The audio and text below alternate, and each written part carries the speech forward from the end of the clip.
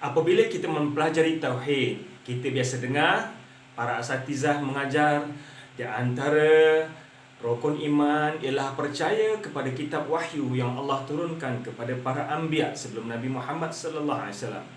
Dan kita tahu kitab wahyu yang Allah turunkan ialah Taurat, Injil, Zabur dan Al-Quran. Namun demikian, apakah hanya itu sahaja kitab wahyu yang Allah turunkan? Sebenarnya kitab wahyu yang Allah turunkan ke muka bumi ini banyak. Seperti mana para rasul yang Allah utuskan bukan hanya 25 orang, bahkan lebih pada 300 orang para rasul yang Allah utuskan ke muka bumi ini. Demikian juga kitab wahyu yang Allah berikan kepada para rasul banyak. Namun hanya 4 sahaja yang disebutkan secara spesifik dalam Al-Quran. Hanya 4 sahaja kitab yang disebutkan secara spesifik dalam Al-Quran. Dan inilah yang biasa kita dengar kitab ini, iaitu yang kita dengar biasanya kitab ini iaitu Injil, Taurat, Zabur di samping Al-Quranul Karim. Namun demikian, pada hakikatnya Al-Quran juga ada menyebutkan kitab-kitab yang lain, walaupun tidak secara spesifik, disebutkan secara general. Di mana dalam surah Al-Maidah ayat 110 Allah SWT berfirman menjelaskan pada kita tentang kitab yang diajar oleh Allah SWT kepada Nabi Isa AS. Wa idh qala Allah ya Isa ibn Maryam udhkur ni'mati 'alaika wa 'ala walidatika idh ayyadtuka bi ruhil quds tukalliman nasa fil mahdi wa kahla wa idh 'allamtuka al-kitaba wal hikmata wat taurata wal injil. Tuan-tuan fokus pada ayat yang saya merahkan ini. Ingatlah ketika Allah SWT berkata, wahai Isa putra Maryam, ingatlah nikmatku ke atasmu dan kepada ibumu di waktu aku menguatkan kamu dengan Rohul Kudus. Kamu dapat berbicara dengan manusia di waktu masih dalam buayan dan sesudah dewasa. Kemudian ayat yang warna merah, wa idza 'allamtukal kitaba wal hikmata wat taurata wal injil, dan ingatlah di waktu aku mengajar kamu al-kitab, al-hikmah, at-taurat, al-injil. Berarti apa yang diajar oleh Allah SWT kepada Nabi Isa AS bukan hanya Taurat, bukan hanya Injil, bahkan ada Alkitab dan Al-Hikmah. Apakah yang dimaksudkan Alkitab dan Al-Hikmah yang juga merupakan kitab wahyu Allah SWT? Dalam masa yang sama, persoalan timbul ialah di manakah boleh kita dapatkan Taurat, Injil, Zabur? Yang kita tahu, Injil diturunkan kepada Nabi Isa AS, Taurat kepada Nabi Musa AS, Zabur kepada Nabi Daud AS. Di manakah kita boleh dapatkan kitab-kitab ini? Persoalan berikutnya, ramai di kalangan umat Islam, orang Melayu terutamanya, yang salah faham menyangkakan bahawa Bible adalah Injil. Dalam kesempatan ini, saya ingin jelaskan tentang perbezaan ataupun di manakah kita boleh dapat kitab ini dan perbezaan di antara kitab-kitab ini. Okey. Ia semua ada berkaitan dengan Bible. Sebenarnya Taurat, Injil, Zabur adalah terkandung di dalam Bible.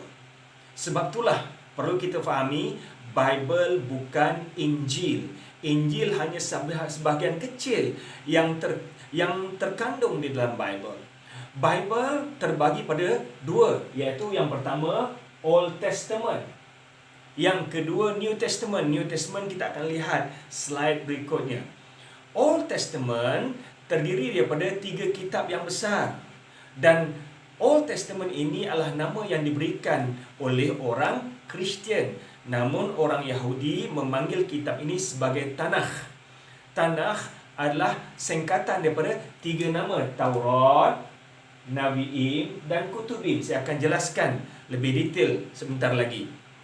Dalam Old Testament ni ada 3 kitab, iaitu Taurat yang diturunkan kepada Nabi Isa AS. Nabiim adalah kitab-kitab yang merupakan syariat-syariat yang diberikan oleh Tuhan kepada para rasul Bani Israel sebelum Nabi Isa AS. Manakala Kutubim adalah mutiara-mutiara kata, pedoman-pedoman yang diberikan oleh Tuhan kepada para rasul Bani Israel yang diturunkan kepada para anbiya Bani Israel, menjadi pegangan kepada orang Yahudi.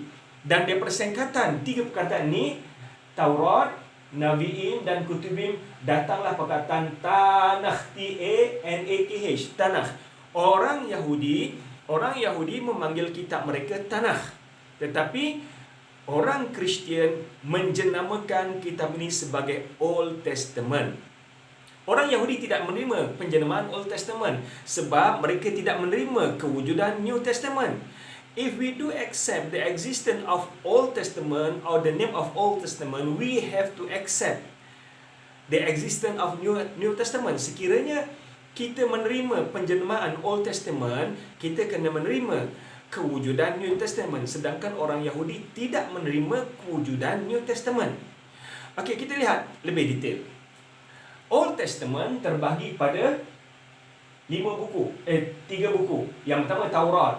Taurat inilah kitab yang diberikan kepada Nabi Musa AS. Dan kitab Taurat ada 5 kitab kecil, iaitu Genesis ataupun dalam bahasa Melayu panggil Kejadian, Exodus maksudnya keluaran, Leviticus Imamat, Numbers bilangan, Deuteronomy maksudnya ulangan. Ini yang kita selalu sebut Taurat. Inilah dia, ya. Dan kita boleh dapatkan Taurat ada di dalam Bible, ya. Ini contoh Bible tuan-tuan yang boleh saya ambil, yang ada pada tuan-tuan boleh nampak. Ini contoh Bible, Good News Bible. Saya ada beberapa versi Bible yang berbeza-beza. Saya ada 5 versi Bible yang berbeza-beza pada saya. Ada dalam bahasa Melayu, ada dalam bahasa Inggeris, ada dalam bahasa Arab. Okey. Yang kedua, kitab Nabiin. Kitab Nabiin adalah kitab-kitab yang menjarakan tentang peraturan, syariat, panduan yang telah Allah berikan kepada Nabi Bani Israel. Dan berikutnya ialah kitab Kutubin. Kutubin ialah mutiara-mutiara kata yang ada, yang terdapat dalam kitab tersebut, panduan yang diberikan oleh Allah SWT kepada para anbiya Bani Israel. Dan Zabur adalah terkandung di dalam kitab Kutubin. Dalam bahasa Inggeris dipanggil Psalm, ya. Dan dalam Nabiin ini kita boleh lihat contohnya beberapa kitab para anbiya yang berbeza-beza. Contohnya kitab Samuel, kitab Ezra, Jeremia, termasuklah Psalm dan Al-Zaki, Daniel, kitab-kitab Nabi Bani Israel yang diutuskan oleh Allah SWT. Ini adalah Old Testament. Manakala New Testament pula, New Testament terbagi kepada 4. Ya? Yang pertama Gospel. Gospel inilah yang kita sebut Injil. Ya? Dalam bahasa Melayu kita panggil Injil, dalam bahasa Arab pun kita panggil Injil. Dalam bahasa Inggeris Gospel. Kemudian Acts, surat-surat Saint Paul dan kitab Wahyu. Saya akan jelaskan lebih detail sebentar lagi. Gospel yang kita panggil Injil, ada 4 kitab yang diterima oleh orang Kristian, ya.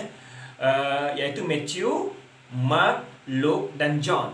Matthew, Mark, Luke dan John. Untuk makluman tuan-tuan pun sekalian bahawa ini bukan gospel surah Matthew, surah Mark, surah Luke, surah John. Seperti mana kita baca Quran, ada surah Ibrahim, surah Muhammad, surah Bani Israel, surah Yunus, surah Nuh. Tidak. Ini adalah gospel as written by Matthew, gospel as written by Mark, gospel as written by Luke, gospel as written by John. Iaitu gospel yang ditulis oleh Mark, Luke, John dan seterusnya. Sebenarnya sebelum Council of Nicaea pada tahun 325 Masih, mereka memiliki banyak gospel. Namun pada council ini yang berlaku di Nicaea, sekarang berada di Turki, mereka memutuskan hanya 4 gospel ini sahaja yang diterima oleh orang Kristian. Gospel yang lain wajib untuk dibakar, dan siapa yang memiliki gospel yang selain 4 ini boleh dijatuhkan hukum bunuh, ya. Sebab itulah kita mungkin pernah dengar beberapa gospel yang baru dijumpai di Mesir, dan gospel Barnaba yang juga sekarang ini ada di Turki. Okay. So ini gospel ataupun Injil. Injil ini merupakan hanya 1/10 daripada keseluruhan Bible. 1/10 daripada keseluruhan Bible. Jadi perkara yang perlu kita fahami, Injil bukan Bible. Injil hanya sebahagian daripada Bible. Manakala kitab yang kedua adalah Acts. Acts ini adalah tulisan Saint Paul. Kisah-kisah dakwah Nabi Isa, kisah-kisah dakwah Paul kepada orang ramai. Ya, di mana Paul setelah mendakwa dia menjadi rasul utusan Nabi Isa AS, maka kitab Acts ini disampaikan pada orang ramai dakwaan bahawa itu wahyu pada Nabi Isa AS. Dan di sini bahagian bawah ini adalah merupakan tulisan manusia. Yang atas ini tak nafikan mungkin kita boleh dakwa sebahagian itu adalah wahyu Tuhan, ya. Walaupun Injil yang ditulis oleh Matthew, Mark, Luke and John, dan kesemua penulis Matthew ini, Injil ini, Matthew, Mark, Luke and John, mereka tidak hidup di zaman Nabi Isa AS. Mereka hidup jauh selepas zaman Nabi Isa AS. Mereka tidak bertemu pun Nabi Isa AS, ya. Mereka tidak pernah bertemu dengan Nabi Isa AS. Bahkan contohnya John ditulis 100 tahun selepas Nabi Isa AS. Okay. X adalah tulisan Saint Paul, dan C yang ni adalah surat-surat Saint Paul yang dihantar kepada pemimpin-pemimpin tertentu mengajak mereka kepada agama baharu yang dibawa. Dan yang keempat adalah kitab Wahyu. Dan kesemua inilah dinamakan New Testament. Dan seluruh kitab yang ada dalam New Testament ini ada 27 kitab semua, ya. Christian, Katolik, Protestan dan Orthodox meyakini mereka memiliki 27 New Testament. Cumanya mereka berbeza tentang Old Testament. Mereka berbeza tentang Old Testament, di mana Katolik percaya bahawa mereka ada 48 Old Testament. Dan jumlah Old Testament dengan New Testament, mereka ada lebih 73 Old Testament dan New Testament, ya.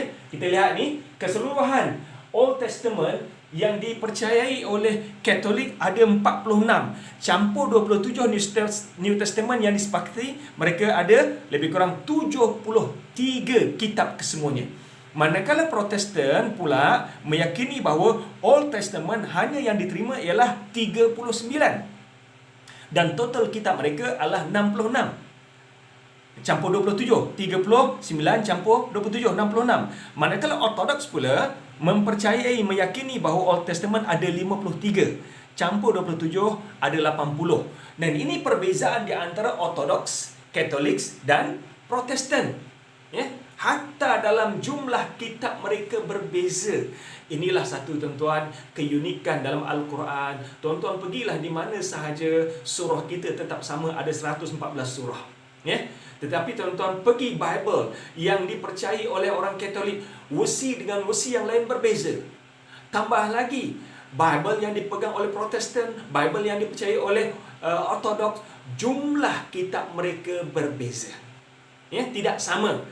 Ingat kembali tadi, pihak Katolik meyakini bahawa jumlah kitab mereka ada 73 kitab, Protestan ada 66 kitab, manakala Orthodox ada 80 kitab, gabungan di antara Old Testament dengan New Testament, ya. Old Testament dengan New Testament.